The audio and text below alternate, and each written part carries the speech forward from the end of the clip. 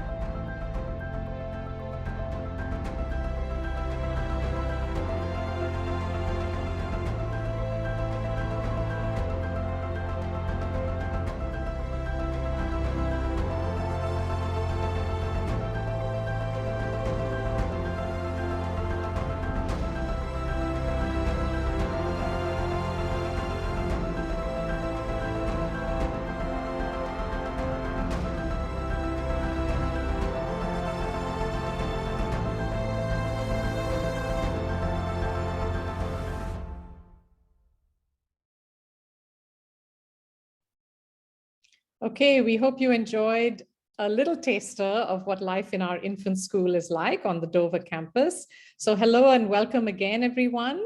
I know we still have some of our families joining us for today's session, but I'm going to just go ahead and give you an outline of today's program and talk you through a few protocols for today's event. So good afternoon again. My name is Malika Ramdas. I'm Director of Admissions at the college. And today we are going to divide the session into the following sections. So we will have a bit of an introduction right now, and we are going to invite you to do an introductory poll in which you can let us know what you are most interested in learning more about today. Once we are done with that, we will move into the actual presentation about our infant school. And that will be led by our learning leadership team of the primary school and the infant school in particular. So we will have our principal and our vice principal and our infant school curriculum coordinator who will deliver that presentation. You will also have the pleasure of hearing from one of our high school students who started out in our infant school, and she will share her journey through the college with you. You will also have a chance to hear from some infant school students themselves in the course of the presentation. And then we will move into a question and answer session about the learning program, and that will be with our educators for about 20 minutes or so. So in preparation for that, I'd like you to just identify the little Q&A button that is at the bottom of your screen. So at the bottom of your Zoom screen, you see a Q&A button, and that's where you can submit your questions that you have about the learning program. So right now you can see that there is an opening poll in front of you on your screens. So I invite you to respond to that poll. And that just gives us a sense of tells us a little bit about what you're most excited to learn more about in the course of today's session. Thank you very much. Keep your responses coming. And to those who are just joining us now, we are just doing a quick opening poll to invite your response, invite your feedback on what you're most interested in hearing more about today. So do respond to that.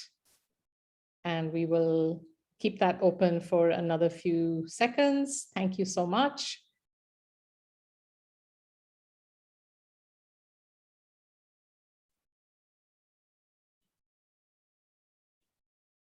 And again, if you would like to respond to that poll, please do so now, and we will close that very soon. Okay, great. Thank you. Christina, I think we can close that poll now. And as we might expect, lots of interest in the learning program in the infant school, which is wonderful, and you will hear lots about that. So once we have finished with the question and answer period with our educators, we will then invite you to go on a virtual tour of our infant school with us. Unfortunately, we can't invite you onto campus just yet with our current restrictions in place, but we do have a wonderful virtual tour, which at least gives you a sense of our spaces and what the experience is like for our young learners. And then finally, we will have an admissions related question and answer period of about a half an hour with myself and some of my colleagues. And so again, we invite you to put any questions you have related to admissions into that Q&A button at the bottom of your Zoom screen. Okay, so now it's my great pleasure to introduce you to our primary school and infant school team. We have the principal of our primary school, Brian O'Meloin, here today, and with him is our vice principal of the infant school, Vicky Wright, and also our infant school curriculum coordinator, Andrea Strachan. And we have a vice principal of our primary school who will be moderating the question and answer period, Erin Bellevaux, and you will meet with her later in the program. So with that, over to you, Brian.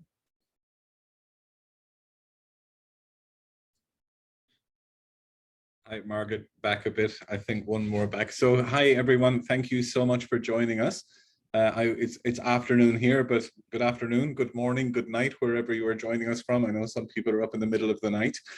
Margaret, I think if you just go back to the one more back, yeah, thank you, just there. Next one. Okay. So there's my name. Is Brian O'Meloin, which is a Gaelic name from Ireland. Which causes people a lot of trouble. People can't believe there could be so many vowels in one word, all stuck together. It's been described to me as a crisis of consonants. So as your first signal that we are a very caring and kind school, next slide, please, Margaret. This is what the children call me. Thank you. So I'm called Mr. O, and I joined the school as a grade 2 teacher in the year 2000. So, and I've been a head of grade, vice principal in charge of student well-being. And I think for my sins, I have been the principal of the primary school for 13 years. I think this is my 13th year doing this one. It's really is a fantastic place. My own children have gone through the school. So that little girl in the middle of the last photograph was my daughter Maeve. She is now in grade 9, just started her high school. So, and then my eldest is doing her final year at Durham University, doing a BSc in geography, and my son is in grade 12. I'm not sure he realizes he's in grade 12, but he is in fact in grade 12.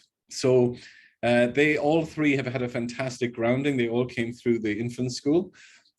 All three had I think completely different teachers in the infant school, and all three had a fantastic time. It's a really lovely nurturing program, and they loved every minute of it, absolutely every minute of it.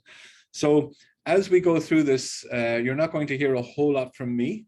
The primary school principal role, the primary school is the kind of the umbrella term for the junior school and the infant school, but I'll explain that in a minute. If we could just go to the next slide, please, Margaret. So the infant school leadership team, Vicky right there in the center, she's right in the center of everything as well in the infant school, and Andrea Strachan, who is coming to us from Canada for this presentation, and it's some ungodly hour there, midnight. So thank you so much, Andrea, for coming along. So those are the people you actually need to hear from about infant school. From time to time, you might hear us talking about examples or stories or areas of interest higher up in the school, because we do realize that you are choosing a school, you're choosing infant school just right now because that's the age of your child. But most parents are very interested in what will happen to their kids in their whole school career here. So, and I'll be introducing you to Anjali later, who will talk to you a little bit about that as well. So Vicky Wright is from the UK, Andrea is from Canada, and together they will lead you through the vast majority of this particular presentation. So can I just show the next slide, please? Okay, so there is the school structure. Primary school, as I mentioned, goes from K1, it says K1 to 2 there, that's what we call the infant school, and grades 2 to 5 is the junior school. And then they go on to middle school and high school in this school. So it is a very, very large school. The one thing that we don't really hide away from is the fact that it is a large school, and we create little areas and littler areas within the little areas so that the children feel like they're part of a smaller grade level as part of their own class. The largeness of the school, the bigness of the school is like a big canvas behind them. They're very proud of the fact that they're in United World College. They're very proud of the fact that they can hang out with the high school kids in non-COVID times, and there's all kinds of interaction and reading and all kinds of buddying up that we do. Just not now. It's one of the sad parts of this current unpleasantness, but we will get back to it. We have some, but not a lot. Okay, I think it is time to hear from a student who is now in high school and who has been through the entire school from K1, I think from K1. Anjali, are you there? Can you hear me? Yep, I'm here. Okay, so the next slide, please, Margaret. This is Anjali, and she will talk to you about what it's like to be a student here. Thank you. Hi, everyone. My name is Anjali, and I am currently in grade 12. I've been a student at UWC since K1, which makes this year my 14th year in the college. Infant school was a pivotal period of my life that helped nurture my interests and started me on the journey of discovering my passions and identity. My years at UWC have undoubtedly helped shape me into the person that I am today. Can you please change the slide? Thank you. One of the valuable qualities of the UWC curriculum to me is that growing up in the school, my passions and interests were always encouraged and supported. Since I was very young, I have always been interested in biology, and during my time at the college, UWC helped me mold this passion into something tangible, and in doing so, helped develop my academic vitality. I was looking through old computer files when I came across my passion projects from infant school, and while they covered a variety of topics, one common theme was nature and the environment. In grade 5, I would become very interested in a topic that would later be the subject of my biology internal assessment and my IB extended essay, hydraulic fracking. Over the years, as my interests have broadened, I had the opportunity to explore more areas of curiosity. However, nature and biology have stayed constant. I was given the freedom to explore these topics with the guidance of the resources at UWC and my teachers, who were always willing to encourage me and provide support when I asked. Could you please change the slide? Thank you. One teacher in particular that sticks out in my memory is my grade 4 teacher, Leah Daniels. I remember her classes fondly as she was an exceptional teacher who, like me, was passionate about dancing. In many ways, she was an inspiration to me. I distinctly remember the class environment was very warm and welcoming, so I was never afraid to make mistakes. And it was in grade 4 when I first discovered my love for writing, when we had the opportunity to make our own creative stories. It was Mrs. Daniels who instilled the confidence in me to push myself and explore the bounds of my own creativity. During the Junior School Annual Arts Festival, I had the opportunity to play a supporting role, which sparked my interest in drama and the performing arts.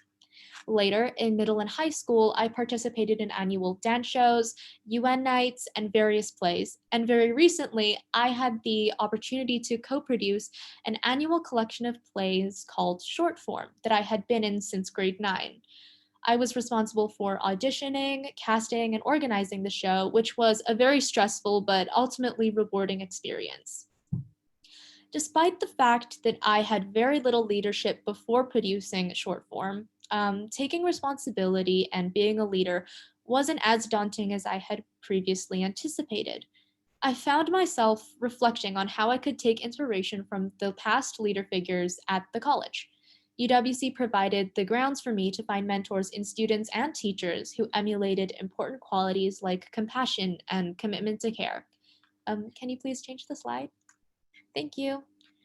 A large part of the UWC curriculum is the outdoor education program, and I remember my first and my last school camp very fondly. In grade 1, we got to sleep over in school for one night. I remember the familiar feeling of anxiety and excitement laced with this edge of nervousness as we settled in for the night. But any anxiety and fear that I had going into the experience faded quickly as my friends and I tired ourselves out before we tucked ourselves into our sleeping bags and awoke the next day having overcome a new hurdle. I recall that same feeling the first night of my grade 9 trip to Japan. We had settled in our tent and zipped ourselves into our negative 20 degrees Celsius sleeping bags. And in the morning, when we finally emerged from the tent to pack up camp and put our snowshoes on, I looked around at our frosty and frigid surroundings to see that everything within sight was covered in a thick layer of powdery snow. It was a sight that I had never seen before and was one of the many sights that I would never have seen if not for the opportunities given to me by the college. The outdoor education trips were some of the biggest highlights every year. They gave me the opportunity to take risks and to solve real problems. And the UWC trips have given me the ability to see the bigger picture and the extent of what I can overcome, and they have helped me put things into perspective when I feel stressed and overwhelmed. Could you please help me change the slide? Thank you. Through my years at UWC, I have gathered many experiences and memories that have largely shaped and influenced my life as it is right now. I have a distinct memory of when I was in grade 1. I began the year uncertain as a large proportion of my friends from K2 had left the school. One day, at the beginning of the school year, I decided to walk around the main playground at break to see if I could find a new group of people to hang out with. I happened upon two girls who were standing on one of the black benches that lined the side of the field, and they were tossing their hats like frisbees. I observed them for a few minutes before plucking up the courage to approach them. Finally, I stopped one of the girls mid-throw and asked if I could join their game. Almost immediately, she smiled and said, "Sure." It was impossible for me to know, back then, that the decision I had just made was one of the best decisions that I would ever make. Because on that sunny day, all those years back, I met my best friend of 11 years. UWC has been a place that has fostered friendships and learning both inside and outside of the classroom. The overall atmosphere at the college has undeniably impacted who I will grow to become. The UWC experience has provided me with the best foundation with which I can interact with the world, while the skills and qualities valued at the college have kept me centered. Ultimately, I am confident that my most pivotal years spent at this college have benefited me and so many others. Thank you for listening, and I hope to see you around. Hey, thank you so much, Anjali. That was fantastic. It's always best to hear the student perspective. It's always better than ours. That's the real world of student life here. It's fantastic. It really is a fibering circus here when it gets going, I find. So can I have the next slide, please, Margaret? I'm just going to go through just a little bit about this because this is more of a whole school view, and what is interesting to you right now for your child more immediately is what that looks like in the infant school specifically. We put these 5 elements, we call this our learning program rather than our syllabus or our curriculum, because academics is in there, but so is service activities, what we call PSE, personal social education, and outdoor education. And we present them as a circle on purpose because neither one has more importance than the other for us. What is also completely true, however, is that that does not mean that they get equal time, equal budget, equal resources. By a country mile, academics gets the most time because it needs the most time. It gets the most money because it needs the most money. So by a country mile, academics is the largest chunk of the child's week. We have yesterday in another meeting, I spoke about in what ways are we the same as any other school, which seems like an odd thing to talk about in an open day. How are we the same? But of course, you're transitioning, and you'll be transitioning out of the school potentially to another country or to another school at some point in the future. So it is important for you to know that, of course, we're very similar to other international schools. Your children will be doing maths and literacy and music and art and all those things, science and social studies. But it's important for you to know how we wrap those things up and package them up for the children, specifically in infants now. And then, as Anjali just spoke about, how that looks as you go through the school. So I am going to hand you over now to Vicky. I think, Vicky, do you begin? Or Andrew? Yeah, yes, so me. hand you over to Vicky, and I will talk to you just very briefly at the end. So thank you very much. Thank you, Brian. Next slide, please, Margaret. Okay, so my name is Vicky Wright. I'm one of the vice principals here in the primary school, but I predominantly spend most of my days and time in the infant school. So thank you all for joining us today. I hope you find this informative and it gives you a small window into the life of our infant students. So our infant students range from the ages of 4 to 7. And I honestly think I have the best job in the world working with the youngest children in school. One of my favorite things to do is visit the classrooms, which I did this morning. So I'll just give you a little insight into what I saw today. So when I went into the K1 space, I was asked to join in with a movement song where we all did some actions and some movements.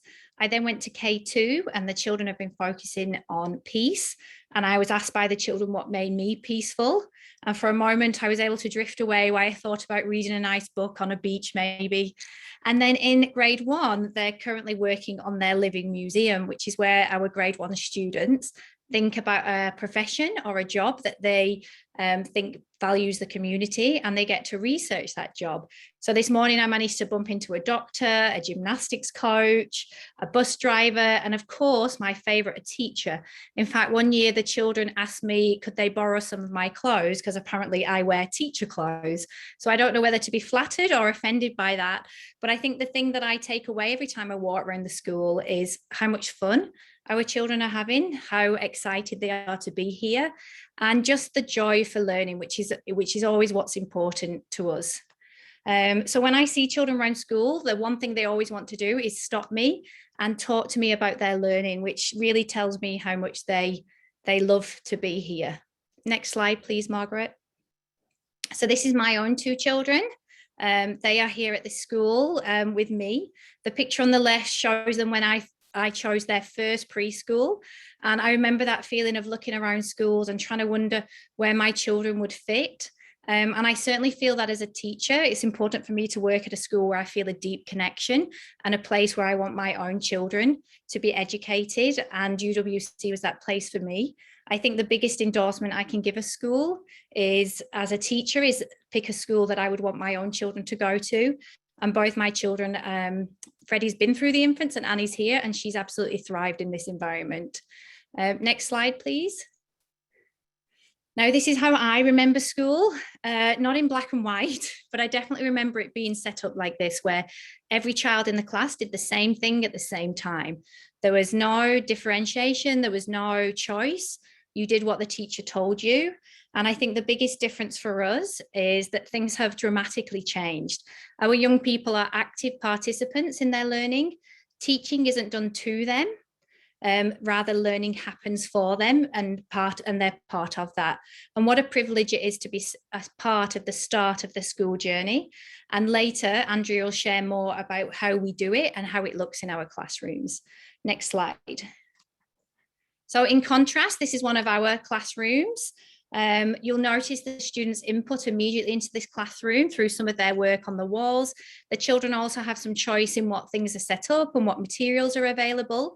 Now, normally at this point, I would invite you to come and visit our classrooms, because there's nothing quite like being around children and being in that space. What I'm going to try and do is describe to you what you might have felt if you were able to visit our classroom. So I think the first thing to notice when you walk into any infant classroom is the buzz. Now, I use the word buzz deliberately. I didn't say noise, although it does take a very special teacher to listen to 22 voices at the same time. And what the first thing you would notice when you walk into one of our classrooms is that all the children are busy, doing what appears to be different things. But as we look closely, you'll see that they're all busy, engaged in learning. So if you went into one of our K1 classrooms, that's our 4 and 5-year-olds, you can maybe see some children in the reading corner reading a book. Some are reading on their own, others are sharing, maybe a teacher is reading to them. Over on the light table, 2 children would be retelling a story with shadow puppets. On a table, 4 children are sat together with their teacher, making their own book about their favorite things. They're learning from the teacher, but also learning from their peers around them. 4 children are busy in the construction area, negotiating how to make a community that has a school and a hospital. 2 children are playing a maths game where they're practicing counting forwards and backwards. 3 children are in the dramatic play area where they're negotiating about how much things should cost. Young children are very good at negotiating the price of things, particularly in their own shops and cafes. And all around them, you would see adults and children together, working together. The teachers are questioning them, they're challenging them, they're continually encouraging them to collaborate and negotiate with their friends.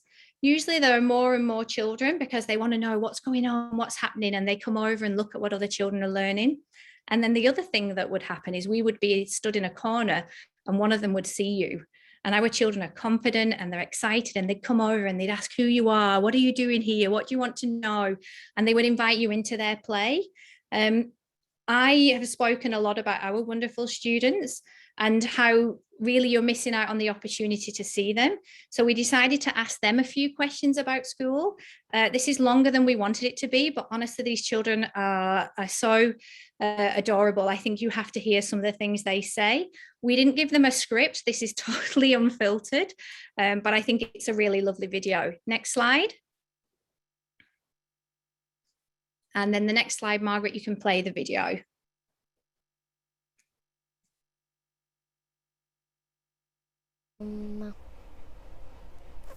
Reading, math, circle solutions. We learn math. We learn to be kinder than kind, how to respect each other, how to be brave, and how to help each other. Well, I learned about everything. We started playing, and then we put our play hat on, then we go outside to play. We learn how to be safe and communicating to each other, and also getting together and getting to know each other. I learn I learn numbers. You learn how to be kind and caring, and you learn different subjects too, like math, reading, and writing.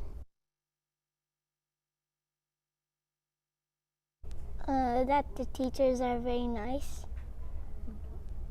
I like some activities that we do in class, like PE and art. That I learn new things and I get smarter every day. My favorite thing is doing the eye time because it's really fun when you make stuff. The best part of being a student here at UWC is hanging out with your friends and playing around in the playground and learning with very happy teachers. My teacher likes everyone. Cool. My teacher likes playing nicely. He always teach me how to play. He always teach me how to read the books because when you pick a book that don't know how to read, you give it to the teacher to read it for us. They are nice and they keep us safe like our mom and dad. They're really helpful. If you're stuck on something, they can help you. Like kind to the students and pretty respectful. Fun. Nice. They're kind, and if you need help, you can just ask them and they'll help you. So they are kind. They are respectful, and they're kind to students. The teachers are very nice and they always help you whenever you need it. They're always there. My class teacher, she's so great. Like, she's so caring about their students, and the teachers in UWC are fabulous.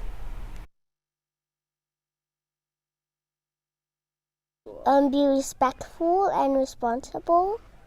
Don't worry about anything because The teachers can help you with everything. Whenever you're new to the school, you get a buddy.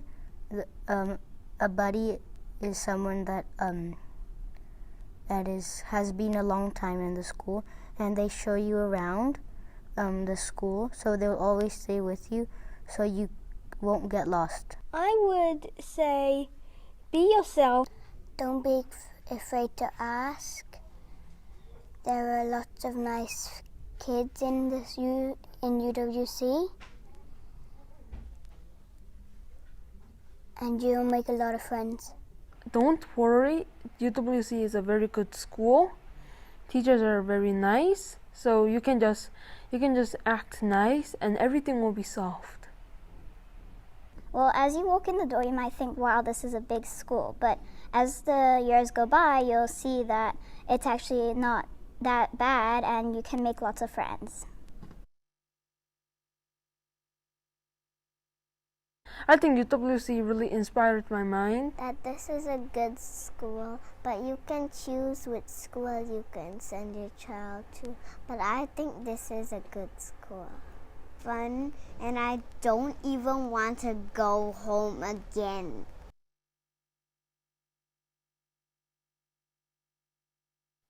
Thank you, Margaret. Next slide, please. So I think what you can't see there, what I can see is the panelist's face. And whenever we watch that video, we're all smiling because we know these children so well.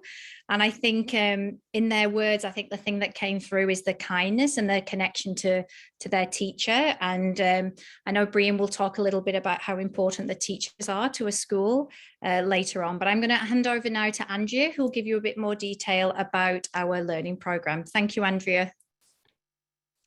Hi, everyone. Thank you so much for joining us today. My name is Andrea, and I'm the curriculum coordinator for our infant school. So this image that you're looking at now, you saw earlier with Brian, and it outlines the framework and values of our learning program.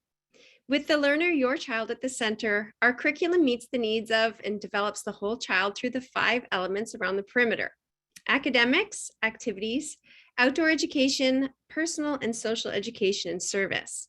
Each of these elements is vital to our holistic education program from K1 right through to grade 12. So I'm going to briefly unpack for you what each of these elements looks like in our infant school. Next slide, please, Margaret. Here is a photo of my 2 children. So they are 19 and 21 years old now, but they're actually 18 months apart in age. And when I look at this photo, I'm reminded of the fact that no children develop in exactly the same way. They learn to walk at different times, talk at different times. They get their first tooth at different times. And these differences are normal and expected. And we see these same types of differences in the ways in which children learn, especially in the early years. Next slide, please. We view the years in the infant school as a developmental continuum. Our program is holistic and focused on teaching the whole child. We celebrate the unique gift that is each child, and our curriculum is structured in a way that allows us to support children in ways that are appropriate to where they are at in their development. Next slide. Our program is focused on providing students with voice, choice, and ownership over their learning. Students learn how to be self-managers. We support students in making plans for their learning, providing them with a level of choice that gives us insight into their abilities and interests. And we provide a learning environment that allows all minds to be fully engaged at all times, just like Vicki described earlier when she was talking about what we see in the classroom. All children are engaged. They're not sitting around waiting for a chance to talk or what the teacher is going to be introducing next. The classroom environment is set up intentionally with a variety of provocations and learning engagements designed by teachers to support students with engaging in concepts we would like them to explore as part of our curriculum, while leaving space for what we like to call the emergent curriculum. This is the curriculum that emerges from the child. Next slide, please. We do have a written curriculum and clearly articulated learning outcomes. We have specific learning goals that we want all children to achieve by the end of each grade level, and we extend children who are ready. Our curriculum is concept-based, focused on large, enduring understandings that remain true across time, topic, and culture. When we teach in a concept-based way, we are able to help students make connections across academic disciplines, helping them to transfer their understanding to new situations and contexts. We are educating children for a future we cannot know, so our curriculum needs to have more than content, as knowledge is always changing. Thus, it is important for us to focus on developing broad understandings and skills that can be applied to new and unanticipated situations. In my next two slides, I'll highlight the difference between a curriculum that is only content-based compared to one that is concept-based. Next slide, please. This photo could be used to represent what a more traditional content-based curriculum might look like. In the past, we might have studied colonization and certainly history from perhaps a Western perspective. When I was young and growing up in Canada, for example, we studied history from the perspective of French and English settlers who came to Canada in search of new opportunities.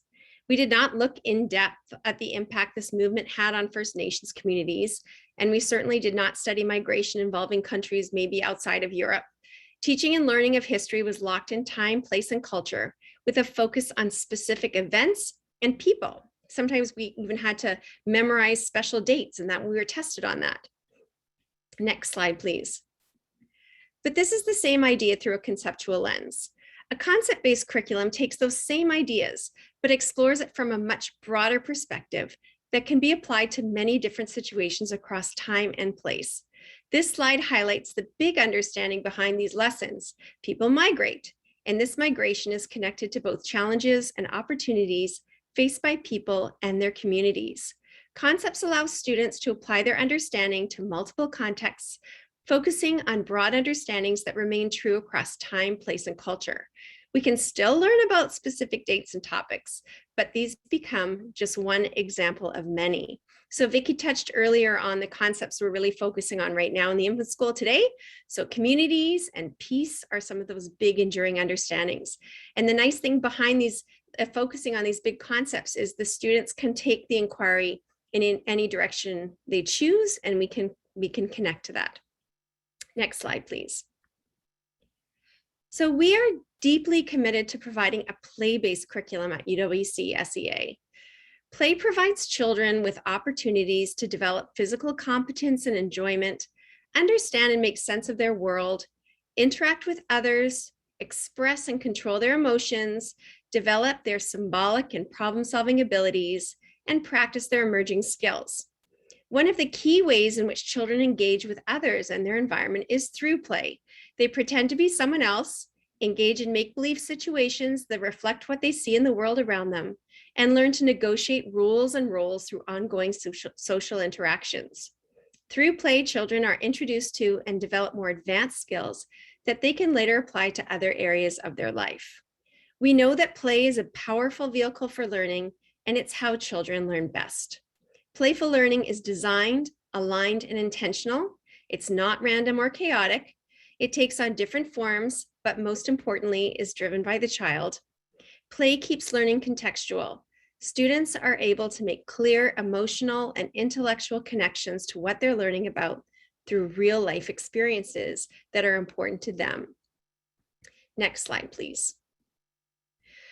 Whilst academics are certainly at the core of what we teach, it is important to differentiate between academic skills and intellectual skills. Academic goals are those concerned with the mastery of small, discrete elements of information, usually related to pre-literacy skills in the early years and often seen practiced in drills and worksheets. The items learned and practiced have correct answers. They rely heavily on memorization many of the times. The application of formula versus understanding. These bits of information are essential components of reading, writing, and other academic competencies useful in later school years. Intellectual goals, on the other hand, are those that address the life of the mind in its fullest sense.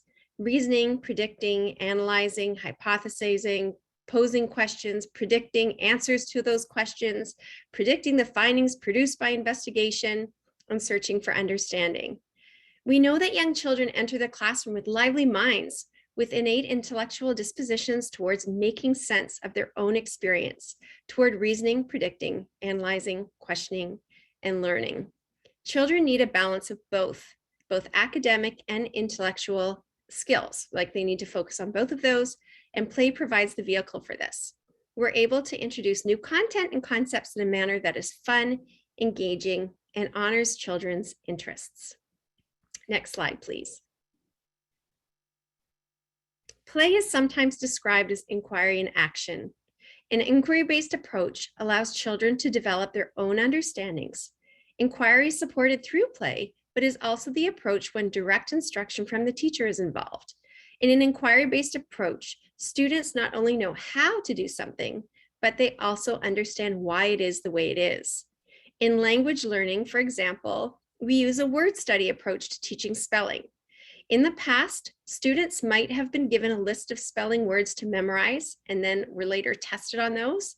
In an inquiry-based approach such as word study, students are provided with a list of words and are asked to sort them based on common spelling patterns and to compare and contrast features in words.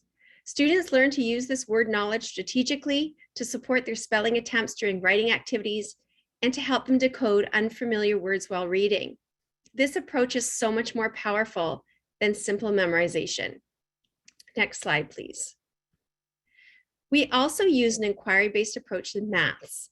In maths, the focus is on fact mastery, not just memorization.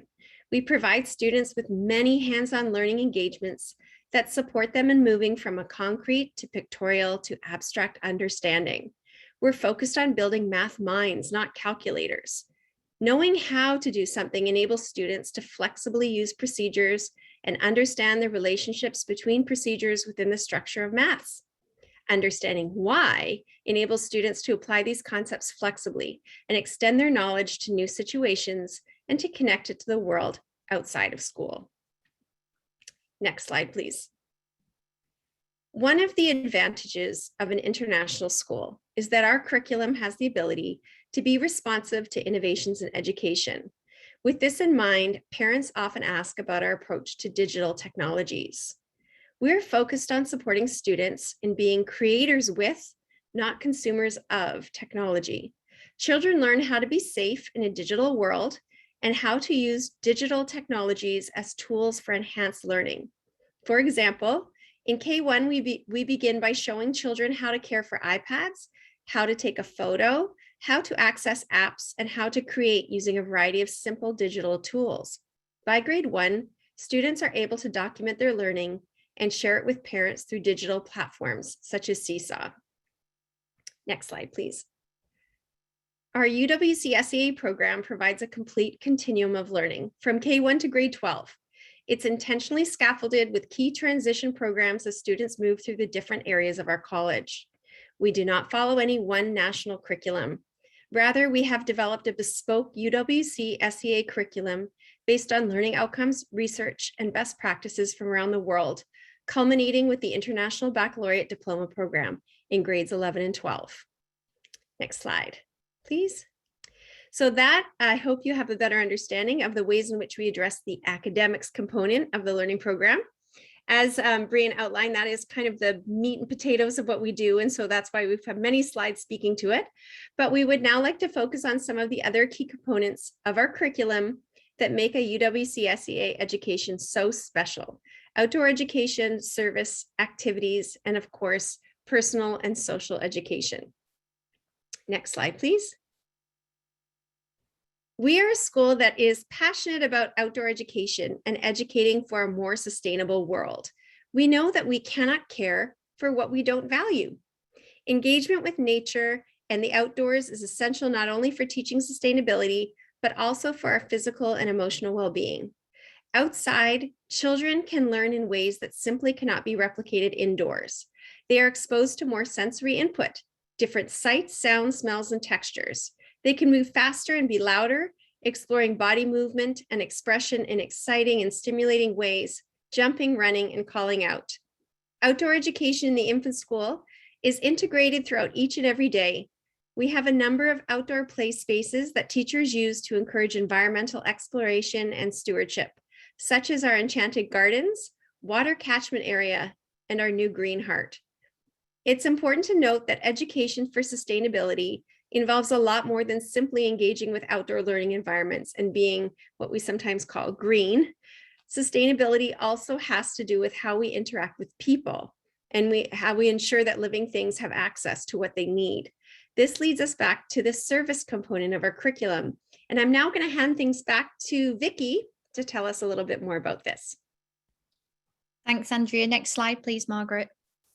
So if you can see there on the wheel, we have a section called service. Next slide, please, Margaret. And when I started here as a teacher, service was an element that I'd never really come across in a school, and definitely not a school where I had it as a compulsory part of the program.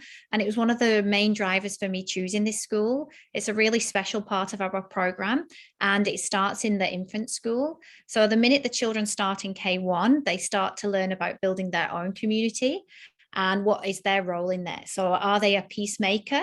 How do they do this? It's all tied very closely into our personal and social program. As the children go through infants, this program develops, and once the children are ready, we start to look beyond our immediate community. So in grade 1, we support some elderly residents in the community. And despite the recent restrictions, grade 1 have found ways around this. I observed them doing an exercise class, a sitting exercise class for the seniors a few weeks ago. Sometimes they send them crosswords or pictures that they've drawn, and then the seniors colour them in and post them back. And the children love having that engagement with them.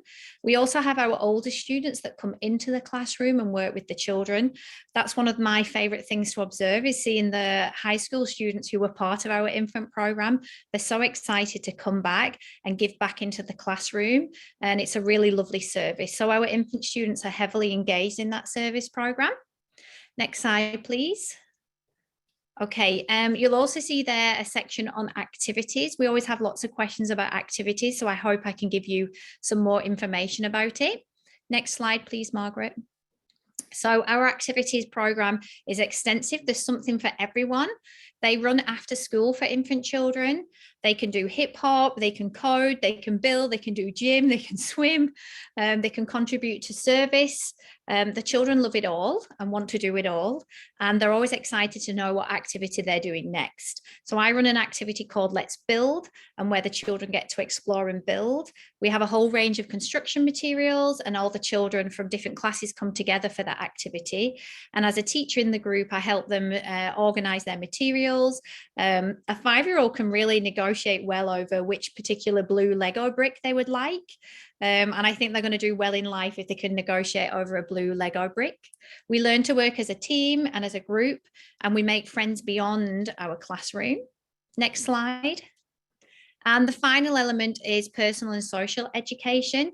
I've chosen to speak to this last, not because it holds the least value, but it's often the area that parents worry about the most when their child starts school. Next slide.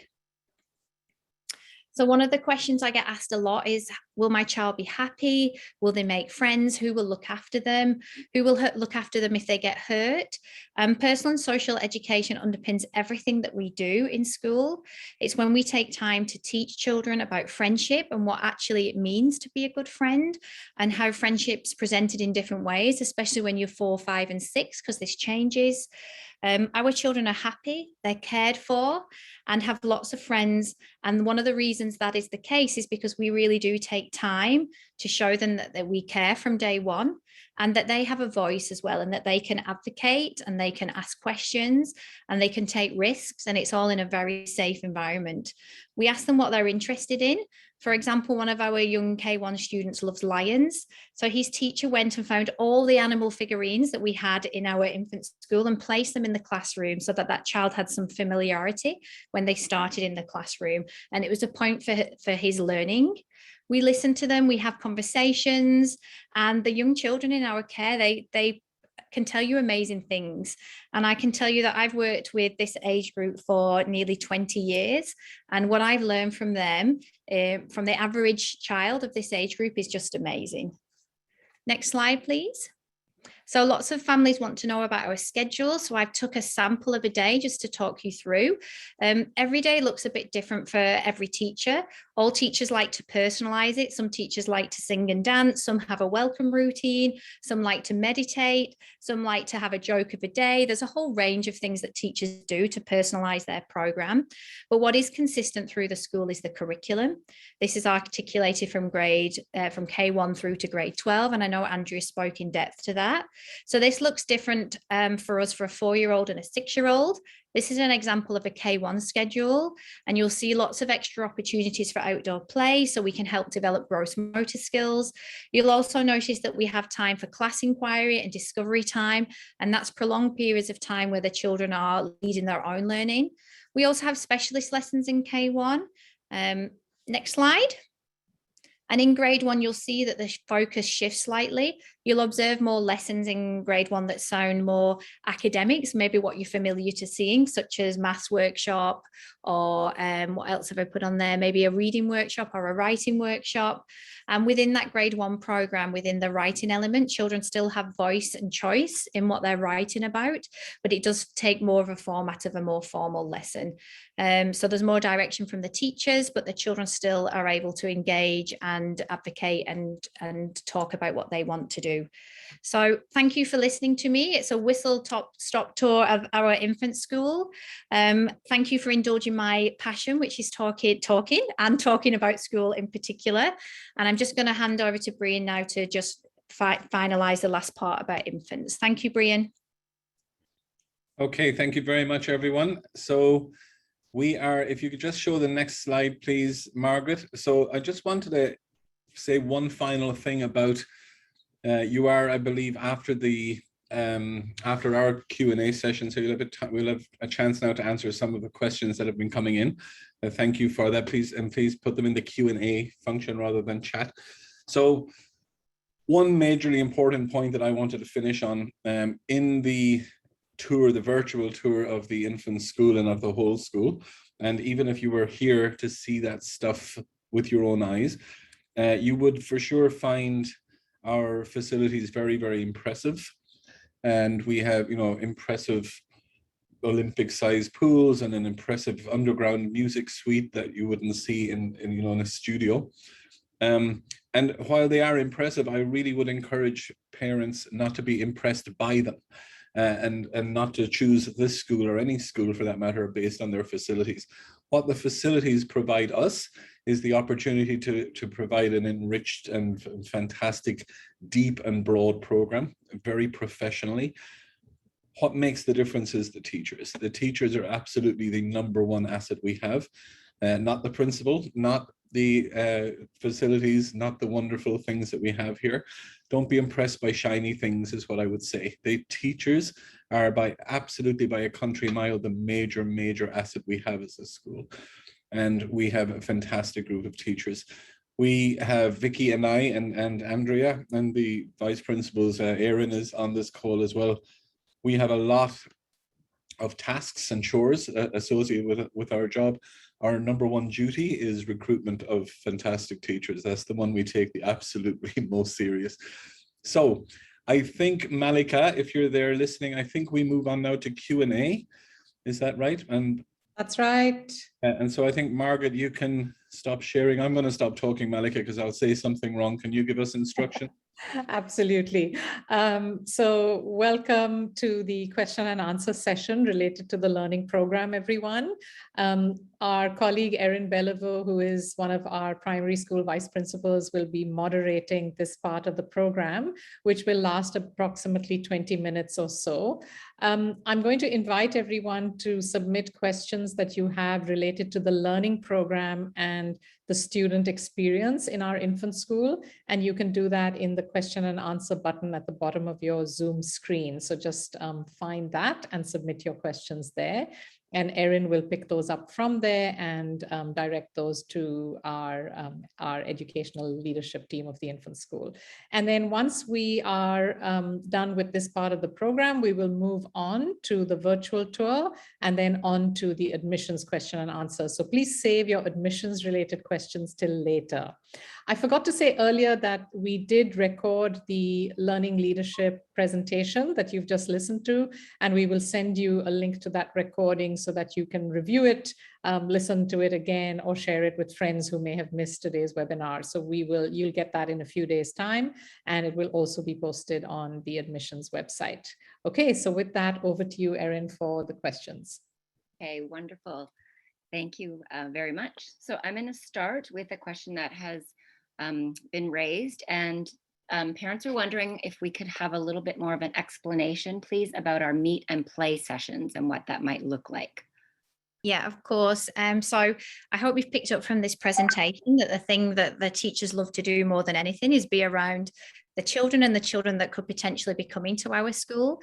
So meet and play sessions are something that we've been keen to offer as much as possible. And it's just an opportunity for children to come into school and meet their teachers and have a play in the learning environment. So it's nothing to worry about. The children aren't sat down and tested. They come and they play with us, and we have a lovely hour. Most of the children ask, can they stay for longer afterwards? So please don't worry if your child is, they're going to be quiet, or that they may struggle to separate you. I can honestly say we've seen everything. We're used to dealing with everything, and we will make them feel welcome. It's just a lovely time for us to meet them. So please don't worry about that. It's something that we love to do, and it's something that we like to do more than anything else. But also equally, if you're not here in Singapore, I don't want you to feel that your child will be disadvantaged if they can't come to school. We have lots of other ways of connecting with families and reaching out to current class teachers. So we've worked hard on making sure we have as much information so that we can help your child settle if and when they start here. Okay, great. And then we do have a few questions coming in about our English, EAL, and the support that we offer. And one of them in particular was, what level of English is expected for our youngest learners as they're coming into school?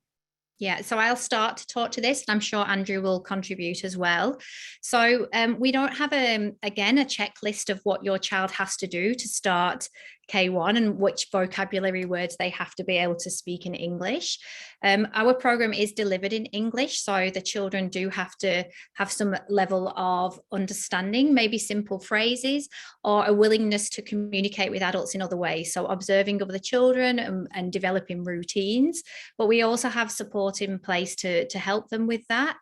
And Andrea, I think you can talk a little more about how that looks in K1 and how we help our English language learners. Absolutely. So it's important to note that we are an international school. So we hope to be inviting families from all different backgrounds, which means we are excited to be welcoming English language learners into our school. And what's special about the early years, and you're all infant school parents, is that children are actually just learning language. They all are, even our native English speakers. And so children at this age, they rely heavily in the classroom on what we call social language. So they actually don't need a very high level to actually participate quite enthusiastically and feel safe. So for example, when children are playing together, simple language such as, may I play with you? Would you share that with me? I like that. Bigger, smaller, higher, lower. They don't need to have a lot of language in order to be very fully engaged. So how we support our English language learners then is we focus on that vocabulary development. So once they're in the classroom and they're playing, we are targeting key words that they need to understand to access the curriculum. We actually do have ELL teachers that work with our grade level teachers and within the classroom. And one thing that I find really outstanding about working at UWC is how well resourced we are. So in our infant school, beginning in K1, for example, we have a teacher and 2 teaching assistants in each classroom. We also have support teachers that work across the grade level. We have the ELL teachers. We even have teachers that work with us to focus on social emotional learning. So there's a lot of support there. The one thing I want to highlight, though, is we want you to focus on maintaining your child's home language. That's very important, that they have a very strong foundational language with which to layer their new languages on top of. So don't worry about spending lots of time focusing on your home language at home. That's what you should be focusing on, and let us worry about the English at school. Okay. Thanks very much, Andrea. And then following on from that, aside from our EAL learners, what type of language provision do we have for our other learners? What does that look like for our Chinese speakers, etc.? So I think the provision all the way through the primary school is that our children have 4 language lessons a week, or the equivalent of 4 language lessons a week. For our infant students in K1 and K2, that is Chinese for them all. And then in grade 1, they can opt to choose Spanish. So that's how it works in the school week. But actually what we have is a home language program, which I'm sure admissions can direct you to the information about that. And that we have so many now. We were saying yesterday, we've lost count of how many classes we have. Some groups are bigger than others. And finding teachers for those, I think, is the biggest challenge, and the rooms to deliver the languages in. But it's just wonderful for us to see the languages that are spoken in our community. It's really a delightful program that we have on offer. Okay, great. I think this is a great question because I think it would help our parents to feel a bit more settled. And they're wondering how it is that the parents themselves can develop a community around them once they join the school. What does that look like for them? So I think that looks different in COVID times to normal times. So I think we can talk to both. I know that as soon as your child has a place here, then a parent buddy system is set up so that parents, the parent association organise that. So parents can actually connect with a buddy very early on. And that's a lovely way to ask those questions that you may not feel comfortable asking a whole admissions team or a school team. For example, what kind of lunchbox should I buy? What shoes are best for school? Where do I drop them off and where will they go? So I think that initially starts with a buddy, and then each class has a class parent who represents the class, and they're kind of the voice communication that represents the parent body. And they often organise events as classes. So pre-COVID, most classes would do a social event at the beginning of the year, and that would help you build community. We also run coffee mornings, workshops, information events. So lots of things to build community. In COVID times, I'm not going to lie, it's been much more challenging because we've not been able to bring groups together, and I'm sure many of you are aware of that in your own lives, that it's been a bit harder. But we've tried to do things like this, like webinars, which is very strange for us all because we don't get any response or feedback, but hopefully it's still informative. So we're trying to look at innovative ways at the moment to build community, but certainly our parent association has worked hard on that and are a great source of help for us. Andrew and Brian, have you got anything to add to that about community? I was just going to say that the Parents Association is outstanding, and they have been trying to do some of these things virtually. They also have nationality reps in the Parents Association, because we do every year get some parents who don't speak any English at all yet, and they very much appreciate and value connection with their own nationality and somebody who speaks their language. And it is often very much what Vicky said. It's not really about the school. It's about where's the best place in Singapore to go and buy, whatever the end of that sentence is for them. And so that's where it's the real stuff of life and living in Singapore that is the challenge sometimes. So the Parents Association is outstanding. I can't praise them enough. They're outstanding what they do. Yeah. Andrea, anything else? Yeah, I'd just like to highlight that we really do value this partnership with parents, especially in the infant school years when we know that we're working together to develop children as learners and help get them comfortable with school. And pre-COVID times, we loved having parent volunteers in the classroom. So those, if we can get back to being allowed to have that, you can look forward to that. And you would have seen from the schedule that Vicky shared that discovery time, for example, if you're looking at K1, is a large block of time in the morning where lots of small group lessons happen and playtime happens, and there's a lot of choice for the children. And that big block of time pre-COVID, we would have parent volunteers in every day. So we would have, the parents really become part of the community in the classroom. And that's another way for you to connect. So again, it's not pre-COVID anymore, but I do want you to know that that's where our heart is at. And as soon as we can move back to that, we will. Okay. And you have mentioned there about parents having buddies, but it was also mentioned that when the students come in that they are buddied up. And we've been asked to give a little bit more detail about that. What does that look like for our young learners?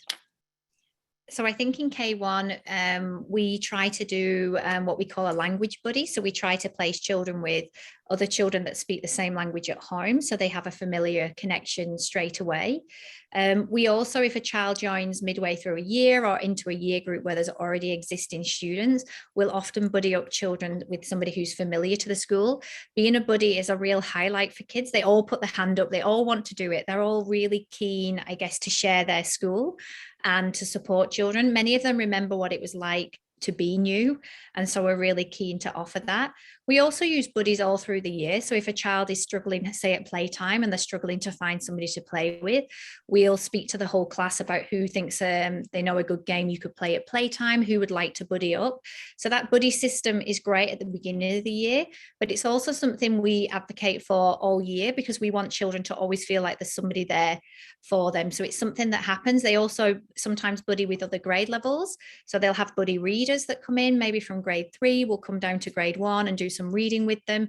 So lots of opportunities for a buddying system that's flexible and fluid throughout the year. Great. Okay, we have another question specifically about if we have any counselors within our school and how they may be available to support our students.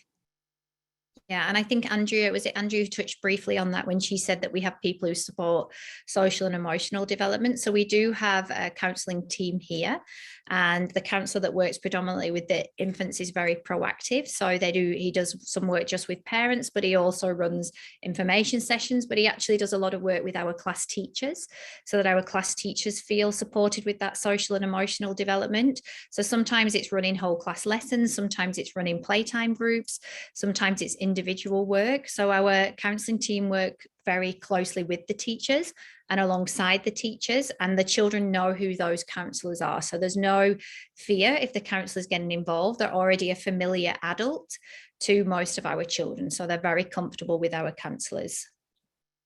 Okay, fantastic. And then we have had, there's continues to be lots of questions popping up. So there's another one, and I think maybe Vicky, you could speak to this because you've just lived it. They'd like to know about the transition from grade 1 into grade 2, and Vicky's son just joined us in grade 2 in the junior school. So I think that she could speak about that. And what does it look like and how do they manage it?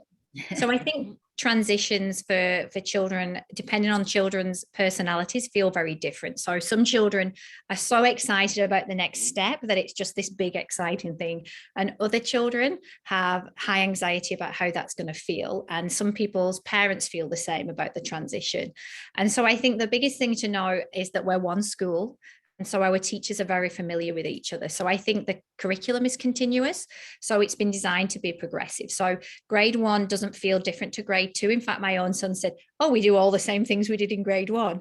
And so it is meant to be progressive. We plan it that way. The biggest thing I think for them is that it's an hour longer. And so when you're 7 years old, that extra hour feels longer. And I think that there's more level of independence required. So I think we're trying to develop more independence in grade 2, but they do lots of things like they have pre-visits. They have this year, because we couldn't because of COVID, there was lots of videos to share about some of the things you might notice that are the same and different. But I think actually children are usually pleasantly surprised by how many similarities they are. They also love it when they get to juniors because their activities are a little bit longer. They can do more activities. So at every step of the way, there are going to be a few transitions to go through, but actually children start to notice all the great bits that they get to do when they're in an older class. And I'm sure that's the same. Brian, you've been through this with your own. When they go from primary school to middle school, they wonder how they'll ever cope. And they're always amazing. In fact, it's interesting this year, or it'll be interesting next year, because it used to be that junior school was the first time they went up a floor to go to school. They were up one floor in grade 2, whereas now grade 1 is up one floor for the first time this year. So that's not even the big exciting thing. In our experience, the parents worry about the transition far more than the students. It's quite normal, yeah. But it's a kind of an organizational necessity almost to have a line between infants and juniors. It's not a developmental boundary or an educational curriculum in any way. It's just for us to be able to run the school somehow. We have to draw a line somewhere to break it up. A lot of it is that feeling of giving them a sense of home in a smaller in a smaller part of the school, and because we actively address the fact that it's a big school by making it into smaller sections. Yeah.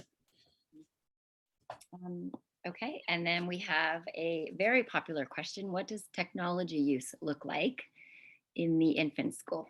How much time are they on devices? Oh, I can speak to that. Okay. Okay, so it's really important. I think I touched on this, that we are not, we are trying to move kids away from being consumers of technology, meaning just sitting in front of an iPad and playing a game and just being a passive participant. Rather, we really want to teach them how to use technology as a tool. And so the ways that children use technology can differ depending on what the learning outcome is and what the teacher wants to focus on. The real idea behind it is we engage with technologies when it's going to transform the learning in a way that would not be possible without the technology.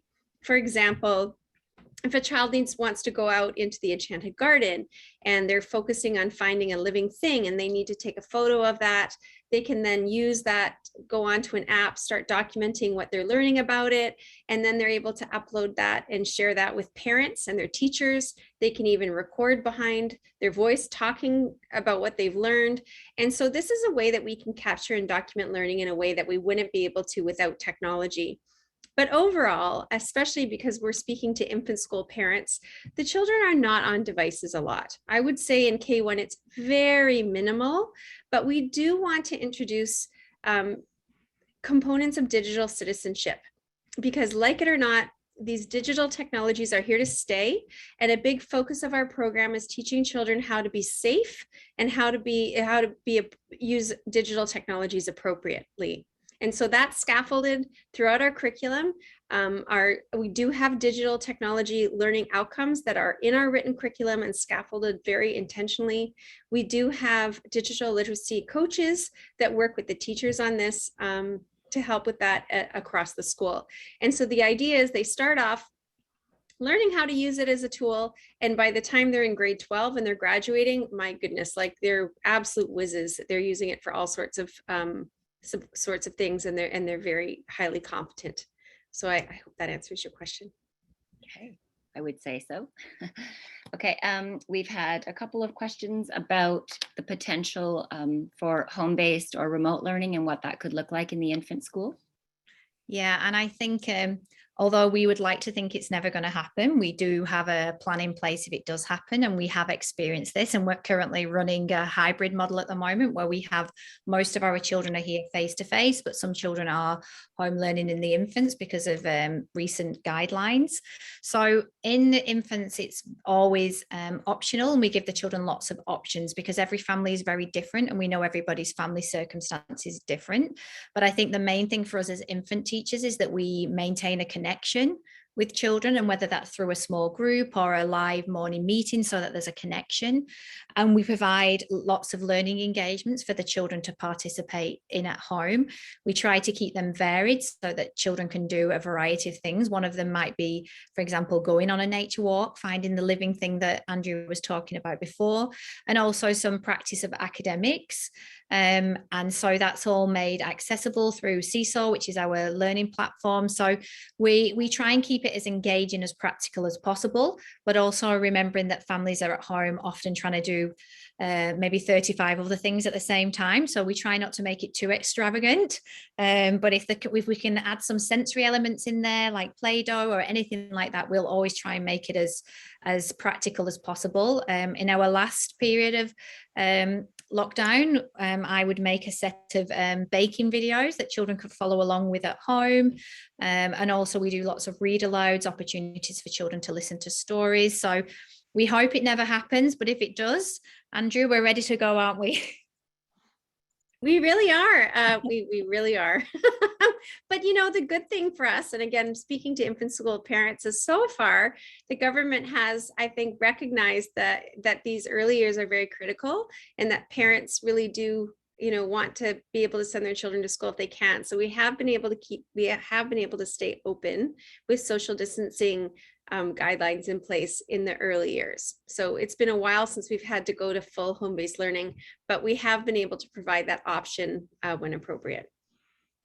Great. Right. I'm able to give two more questions. and then we have to end our time together.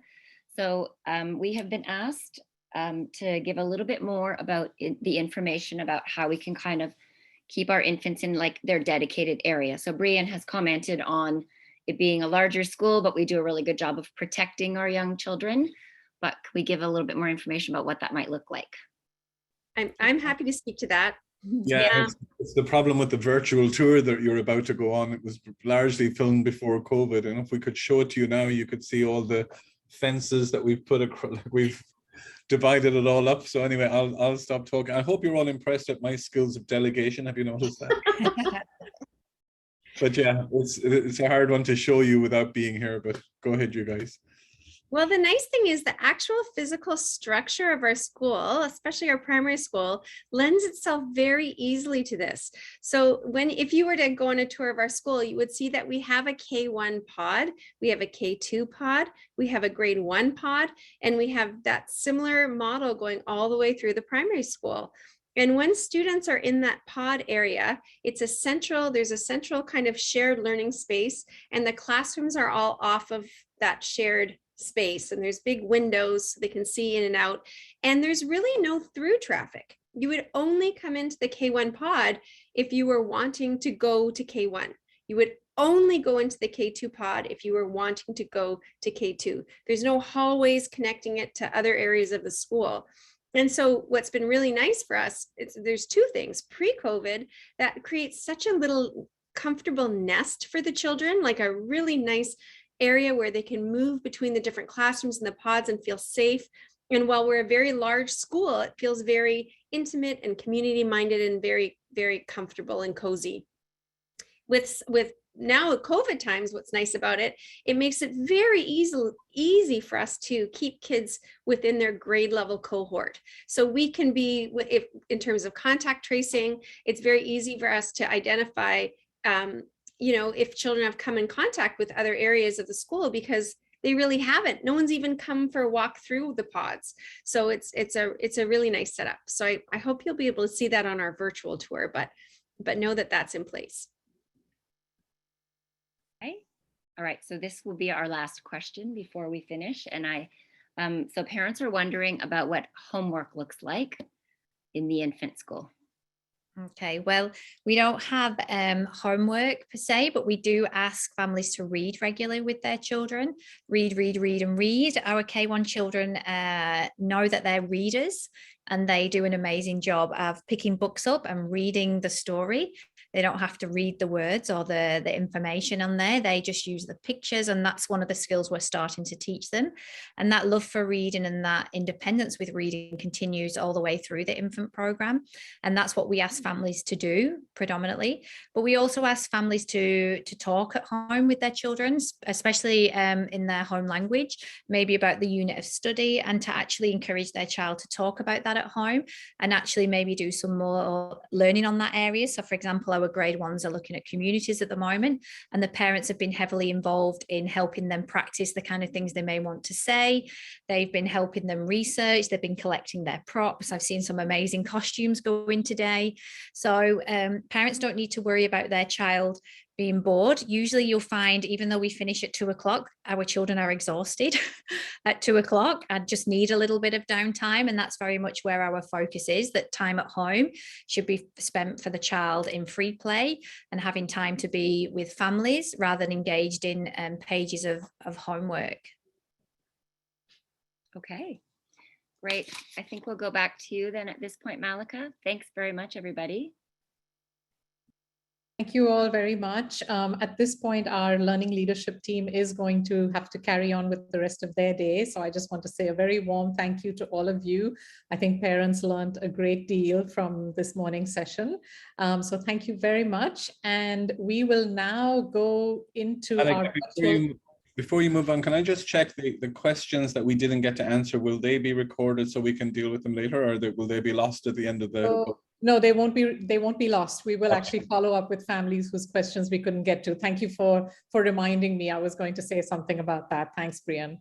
Okay. So yes, we haven't been able to get to all questions, but we will definitely get back to those families whose questions we couldn't get to in today's session. So thanks very much, all of you. We are now going to take our families on a virtual tour of the infant school. So you can see what Andrea was talking about in terms of the pods and all of those wonderful spaces. Just a little disclaimer, some of the footage was filmed pre-COVID. So you will have some, and that was true of the earlier videos that we played during the presentation as well. But wherever you have masks on, then obviously you know that that's been filmed post-COVID. So enjoy the virtual tour, and we will come back and carry on with the rest of the program after that. Thank you very much, Brian, Vicky, Andrea, and Erin.